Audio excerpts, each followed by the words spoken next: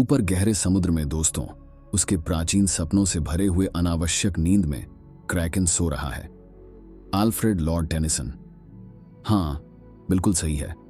अब क्रैकन को छोड़ने का समय आ गया है। यह है वह प्राचीन समुद्री पशु। यह बड़ा, भयंकर और भूखा है। भगवान का शुक्र है, यह सिर्फ एक ख्याल है। सही तो? कैसा होगा अगर यह समुद्री महान पशु सच में होता? दोस्तों, चलिए इसमें घुस जाते हैं। हम पौराणिक ऑक्टोपस, स्क्विड और कटलफिश की तरह क्रैकन को सेफलोपॉड के रूप में श्रेणीबद्ध करेंगे।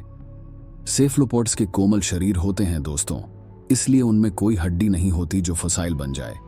इससे समझ में आता है कि हमने क्रैकन के कोई अवशेष नहीं पाए हैं, लेकिन यह भी एक भयंकर संभावना देता है। अगर क्रैकन विज्ञान के नियमों के अनुसार जीवित होता तो वह अमर नहीं होता। इसका मतलब है कि एक से ज्यादा होंगे और वे वृद्धि कर रहे होंगे। छोटे क्रैकन, यह कहां हो सकता है? हम यह मान लेते हैं कि यह उत्तर अटलांटिक समुद्र में ही रहेगा। वैसे ही आज के समय में जीवित बड़े सांप की प्रजातियां दुनिया भर के समुद्रों में बस गई हैं। दोस्तों, तो हमें अपने आप को सुरक्षित समझना गलत नहीं है। पहली संकेत यह है कि आप क्रैकन के साथ हैं। अगर आपने बहुत सारे मछली पकड़े हैं, और मैं ये कह रहा हूं, बहुत सारे मछली, अगर ये सच लगता है दोस्तों, तो ये इसलिए है क्योंकि क्रैकन मछली को ऊपर की तरफ भगा रहा है।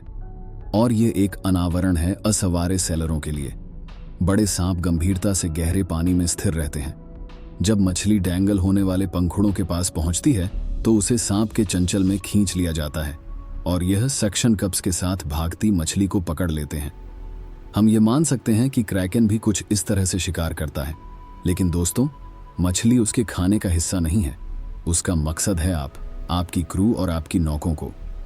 क्रैकन को लोक कथा में कुछ छोटे द्वीपों के बराबर बड़ा और उसकी पीठ का परिधि 1500-1500 मीटर था के रूप में वर्णन किया गया है।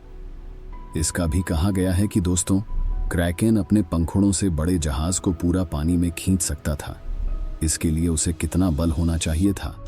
वैसे तो आर्किमिडीज प्रिंसिपल यह कहता है कि किसी वस्तु पर समुद्र में छिपे तेज बल का बुआंत बल वस्तु द्वारा भेजा गया जल का वजन के बराबर होता है। अगर आप अपने जहाज का ग्रॉस टनेज लेते हैं और इसे समुद्र जल और गुरुत्वाकर्षण की घनत्व से गुणा करते हैं, फिर जहाज का वजन घटाते हैं, तो दोस्तों, यह आपको दिखाएगा कि क्रैकन को अपने जहाज को पानी में खींचने के लिए कौन सा बल इस्तेमाल करना पड़ेगा। क्रैकन को एक साधारण साइज के जहाज पूरी तरह से पानी में खींचने के लिए दोस्तों, उसे लगभग 4 लाख किलोग्राम बल का दबाव बनाना पड़ेगा। गैर गणित शब्दों में कहूं तो क्रैकन बहुत शक्तिशाली है। और मैं माजरत चाहता हूं कि मैं यह आपको बता रहा हूं, लेकिन दोस्तों, आप क्रैकन का खाना है। हम कह सकते हैं कि अगर समुद्र में इससे नीचे कुछ मॉन्स्टर है, तो समुद्री यात्रा में कुछ भी हुआ होता, वह बहुत अलग होता। वाइकिंग्स विदेशी यात्रा कर सकते थे अगर यह समुद्री पशु उन्हें नहीं खा रहा होता। सोचिए दोस्तों, क्रिस्टोफर कोलंबस और उसकी क्रू कभी भी नीचे गिरे होते और वह कभी भी नए विश्व तक पहुंचते नहीं। हकीकत में उत्तर अमेरिका को हवा यात्रा के इच्छुक के खोजने तक पता नहीं चलता। अब हम यह मान सकते हैं कि अन्वेषक क्रैकन से बच गए होंगे अपने यात्रा में। लेकिन क्रैकन इतना बड़ा प्राणी होने के कारण दोस्तों, इसे बहुत सारा खाना चाहिए होता है। इसका मतलब जिसने भी पानी में जाने का शौक रखता है, उसका कुछ भी भला नहीं है। शुक्र है कि क्रैकन आज के समय में समुद्र को तबाह नहीं कर रहा है। अगर यह कभी भी पहले मौजूद था दोस्तों, तो यह बहुत पहले चला गया होगा, तब जब इंसान अपने डेब्यू से पहले था। क्रैकन के लिए जो किस्से और लोक कथाएं हैं, वह अधिकतर उनकी हकीकी और तांत्रिक जायंट स्क्विड भाइयों के साथ हुए सम्मिलने होते हैं। लेकिन इसके बाद भी दोस्तों, हम पुराने क्रैकन को पूरी तरह से नहीं लिख सकते हैं। मानव ने सिर्फ समुद्रों का 5% खोजा है। वहां सब कुछ और भी राज है। यह हो सकता है कि यह एक कथा का प्राणी है, लेकिन हम सोच नहीं सकते कि क्रैकन के पेट में गिरना कितना मजेदार होगा।